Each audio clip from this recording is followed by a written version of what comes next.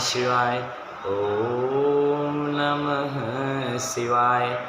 श्री श्याम सदाशिवाय नमः। श्रीमन्नारायण भगवान की जय। श्री लक्ष्मी वल्लभ नमो नमः। ओम नमो नमः। ओम नमो भगवते वासुदेवाय नमः। ओम नमो भगवते रुद्राय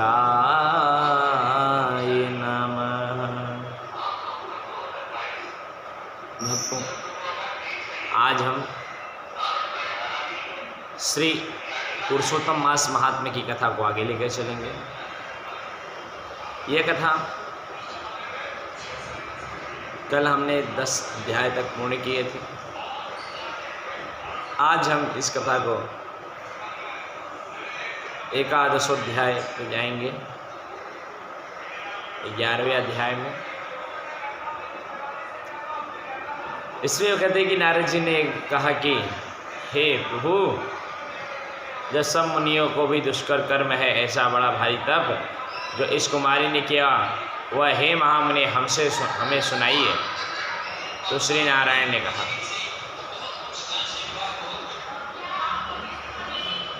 अनंतर ऋषि कन्या ने भगवान शिव शांत पंचमुख सनातन महादेव को चिंतन कर परम दारुण तप आरंभ किया। इसे बताते हैं, अथारभद कल्याणी तप परम दारुण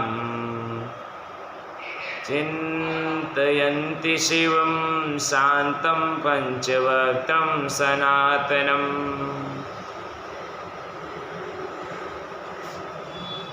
भुजङ्गभूषणदेवं नन्दिभृङ्गिनिसेवितं चतुर्विस्तस्तिस्त्वे गुणैस्त्रिभिर्विष्टं महासिद्धिर्ष्टाभिप्रज्ञापुरुषेण च चन्द्रखण्डलसद्भादल जटाजूटविराजितं चचारदुष्वरं बाला तमुद्दिश्यं परतपं पंचनगीनां च मदे सास्थायेन ग्रीष्मे रवे हेमन्ते शिशिरे च शीतवार्यन्त स्थिता वक्त्यात् तारे जे जलस्तं कमलं जता। श्री नारायण जी नारद जी को बताते हैं। नारद जी कह रहे हैं कि सर्प का आभूषण पहने देव नंदी भृंगी आदि गणों से सेवित 24 तत्वों के 3 गुणों से युक्त अष्ट महासिद्धियों तथा प्रकृति और पुरुष से युक्त अर्धचंद्र से सुशोभित मस्तक वाले जटाजूट विराजित भगवान के प्रीत्यर्थम उस बाला ने परम तप आरंभ किया। कौन? वह जो कन्या, कल हम कथाएं सुन रहे थे, भगवान कृष्ण जो कथा बता रहे थे, उसी कथा को नारद और नारायण जी आगे कह रहे हैं। भगवान कृष्ण वन में गए थे, पांडवों और द्रौपदी को यह कथा बता रहे थे। द्रौपदी की पूर्व जन्म थी, उसके पिता की मृत्यु हो गई थी। तत्पश्चात वह कन्या इस तरह भगवान शिव का व्रत पूजन कर रही थी, और नारायण ने यह जो मंत्र श्लोक है, ये भगवान शिव को महिमा बताते हुए कि शिव जी कैसे हैं यह बता रहे हैं। और आगे कहते हैं कि भगवान के प्रीत्यर्थम उस बाला ने परम तप आरंभ किया। ग्रीष्म ऋतु के सूर्य होने पर पंचाग्नि के बीच में बैठकर, हेमंत और शिशिर ऋतुओं में ठंड जल में बैठकर खुले हुए मुख वाली जल में खिले हुए कमल की तरह सुशोभित होने लगी। नीचे से सिर फैली हुई काली और नीली अलकों से ढकी हुई वह जल में ऐसे मालूम होने लगी जैसे कीचड़ में लता के सरोवर समूह से घिरी हुई। शीत के कारण नसिका से निकली हुई सुशोभित भूमि राशि इस तरह दिखाई देने लगी जैसे कमल में मरकंद पार करके भरम पकती जा रही हो। वर्षा काल में आसन से युक्त चौतरे पर बिना छाये के सोती थी। वह सुंदर अंग वाली प्रातः साय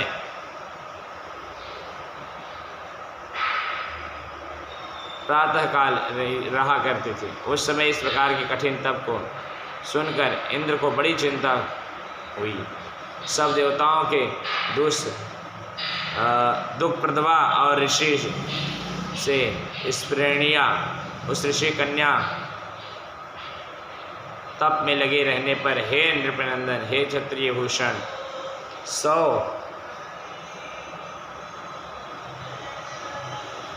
9,000 वर्ष व्यतीत हो गए। उस बाला के तप से भगवान शिव प्रसन्न होकर अपने इंद्रियातीत स्वरूप दिखलाया। भगवान शिव को देखकर देह में जैसे प्राण आ जाए वैसे ही सहसा खड़ी हो गई और तब से दुर्लभ होने पर उस बाला उस समय में हष्ट पुष्ट हो गई। बहुत वायु और घाम में क्लेश पाई हुई वह शंकर को बहुत अच्छी लगी और उस कन्या ने झुककर श्री पार्वती सती शंकर जी को प्रणाम किया और उन विश्ववंदित भगवान का मानसिक उपचारों से पूजन करके भक्ति चित्त से जगत के नाथ की स्तुति करने लगे। कन्या कहती है, ऐशैल जावल्लभं प्राणनाथ प्रभु भर्ग भूतेश गौरीश शंभु तम सोम सोयाग्नि दिव्य त्रिनेत्र मदाधार मुंडा स्ते मलांत्र प्रसन्ने नरोनेक तपा विभूतांग पीण परिगौर संहार वारधि निमग्न स्वलव्याल कालोद्गविष्टो विमुच्य वंदन शरणं प्रसन्नं विभो येन बाण स्वकीय कृष प्रीता जीवितालक भूपालन पति दयानाथ भूतेश चंडीश भव्य भवराण मृत्युंजय प्राणनाथ मकरध्वंस करत स्मस्तारी हर्त सदाशिव काना भवदंस करत नमो जन्म हरत पुरा सृष्टि करत त्वदीयमानन प्राणाद हरत। कहती है, हे प्राणनाथ, हे प्रभु, हे भर्ग, हे भूतेश, हे गौरीश, हे शंभु, सूर्य सूर्याग्नि नेत्र, हे तम, हे मेरे आराध्य मुंडा तुम्हारा आपको प्रणाम है महादेव।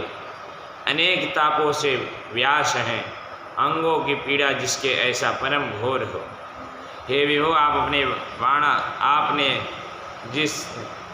हे विभो जिन आपने बाणासुर को अपनाया और मेरी हुई अलक राजा की पत्नी को जलाया, ऐसे आप समस्त शत्रुओं के नाशक हो। हे सदा भक्तों को संसार से छुड़ाने वाले, जन्म के हर्ता, प्रथम सृष्टिकर्ता, हे प्राणनाथ, हे आपके नाश करने वाले, हे पाप को नाश करने वाले, आपको प्रणाम है प्रभु। अपने सेवकों की रक्षा करो। हे नृपवड़ी भाग्यवती मेधावी की तपनी कन्या इस प्रकार मन और वाणी से शिव जी की स्तुति करके चुप हो गई। श्री कृष्ण बोले, कन्या के द्वारा की गई स्तुति सुनकर और उसके किए हुए उग्र प्रसन्न के मुख कमल सदाशिव कन्या से बोले,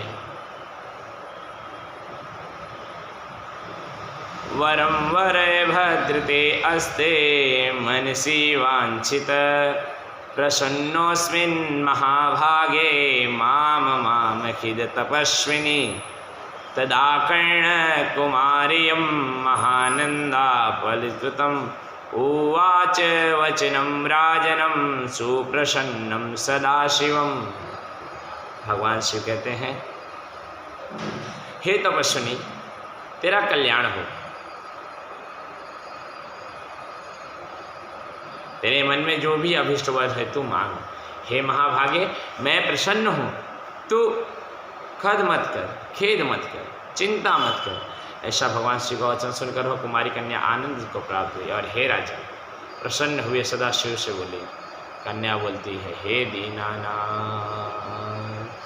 दीनानाथ सदा दीनानाथ दया सिंधु प्रसन्न से मनो मोपरि तदा मत्कामितं देहि मा विलम्ब कुरु प्रभु पतिं देहि पतिमहं पतिहं वृणे पति देहि महादेव नान्यामिचिन्तं नदीम् एव मुक्ता दतारे की वीरराम कवरे दिनं तदा कर्णं महादेव जगदा मुनि कन्यकाम। कहती कन्या ने कहा, हे दीनानाथ, हे रे आशागर, यदि आप मेरे ऊपर प्रसन्न हैं तो हे प्रभु मेरी कामना पूर्ण करने में देर न करे। हे महादेव, मुझको पति दीजिए, पति दीजिए, पति दीजिए, मैं पति चाहती हूँ, पति दीजिए। मैंने हृदय में कुछ और नहीं सोचा। वह ऋषि कन्या इस प्रकार महादेव जी से कहकर चुप हो गई। यह सुनकर महादेव जी उससे बोले, शिव ने बोले, त्वत्यायश्वमुखेनोक्तं तदस्तु मुनिकन्ये पंचकृत्वा स्नातं पति संप्रऋत्रितोऽधुना तस्मात् पंच भविष्यतं परसन्त सुंदरी सुरा सकल धर्माज्ञा साधवा सत्य विक्रमा यजमान स्वगुणाख्याता सत्यसंधा जितेन्द्रिया स्वमुख्य प्रेक्षका सर्वे राज्या गुणशालिन। कहते हैं कि मुनि कन्या, तूने जैसा मुख से कहा है वैसा ही होगा। तूने 5 बार पति मांगा था, हे सुंदरी तेरे 5 पति होंगे और 5 वीर सर्व धर्मता सज्जन सत्य पराक्रमी यज्ञ करने वाले अपने गुणों से प्रसिद्ध सत्य प्रसिद्ध जितेंद्रिय तेरा मुख देखने वाले सभी क्षत्रिय और गुणवान होंगे। भगवान कृष्ण कहते हैं, इत्याकर्ण वचस्तस्य वच सत्यस्य दूरजटेरन नीति प्रीतम उवाच वना भूत्वा बाला वाक्य विषादनम। श्री कृष्ण बोले, न तो अधिक प्रिय न प्रसिद्ध जितेंद्रिय तेरा मुख देखने वाले सभी क्षत्रियों। कहते हैं अधिक प्रिय ऐसे महादेव जी का वचन सुनकर बोलने में चतुर कन्या झुक कर बोली। बाला ने कहा कि एवं में गिरिजाकांत मास्तु लोक्यति कौतुकम एकस्या एक वास्ति भर्ता नार्या सदा शिव न दृष्टान श्रुता कोपि नारे का पंचव्रत का एकस्य पंचपत्नस्तु पुरुष भवन्ति त्वदीयायं कथं शम्भो भवेय पंचभर्तृका नैवारसि वचस्त्वे मयि वक्तुं कृपानिधे। हे गिरिजाकांत सदाशिव, संसार में एकमात्र स्त्री का एक ही पति होता है, अतः 5 पति का वर देकर लोगों में मेरी हंसी न कराइए प्रभु। एक स्त्री 5 पति वाली न देखी है और न सुनी है। यहाँ एक पुरुष की 5 स्त्रियाँ तो हो सकती हैं। हे शंभु, हे कृपानिधे, आपकी सेविका में 5 पतियों वाली कैसे बन सकती हूँ? आप मेरे लिए ऐसा कहना उचित नहीं है महादेव जी। और फिर वो कहती है, त्वतेव जायते लज्जा त्वदीयायं यत प्रभो इत्याकर्ण वचस्त्या शंकर प्राणात पुनः। आपकी सेविका होने के कारण मुझे लज्जा भी हो रही है। हे प्रभु, मुझे लज्जा हो रही है, मैं आपकी सेवक हूँ, आप अपने को ही समझिए। कन्या का यह वचन सुनकर शंकर जी उसे पुनः बोले, भगवान कहते हैं कन्या से, इस जन्म में तुझे पति का सुख नहीं मिलेगा।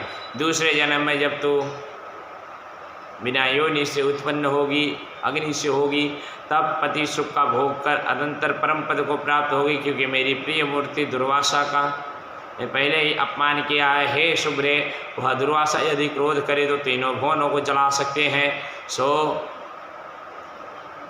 मानवश ब्रह्म तेज का मर्दन किया है। उन्होंने जिस अधिक मास को भगवान कृष्ण ने अपना ऐश्वर्य दिया है, उसका प्रिय पुरुषोत्तम मास का व्रत तूने नहीं किया। मैं ब्रह्म आदि से लेकर सब देवता, नारद आदि सब तपस्वी जिसकी आज्ञा सदा मानते चले आए हैं।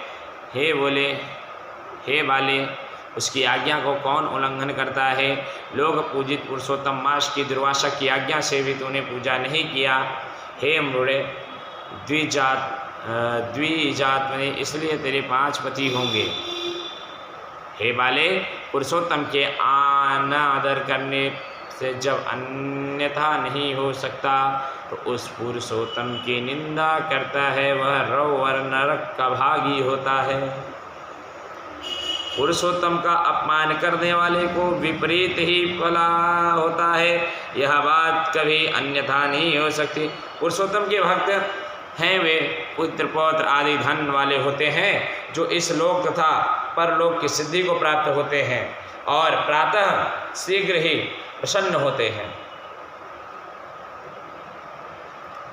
जिस पुरुषोत्तम में व्रत आदि करने से पुरुषोत्तम शीघ्र की चर्चा करने वाले अतएव अनुकरणीय मुनि है, वह उत्कृष्ट श्रेष्ठ तपस्वी पुरुषों का वचन कैसे मिथ्या हो सकता है? कहो।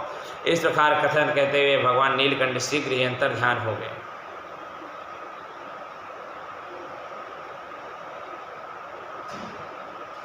सूत जी ने कहा, हे मुनिवर, रेखा सदृश चंद्रमा से युक्त मस्तक वाले सदाशिव जब उत्तर दिशा के प्रति चले तब वृषासुर को मारकर जैसे इंद्र को चिंता हुई थी, उसी प्रकार मुनिराज को कन्या की चिंता की बाधा होने लगी। यदि श्री बृहन्नारदीय पुराणे पुरुषोत्तमास महात्मये शिववाक्यम नाम 11 पूर्णपद। बोल देवाधिदेव महादेव की, भक्तवत्सल भगवान की जय। जय जय श्री हरि। 12वां अध्याय।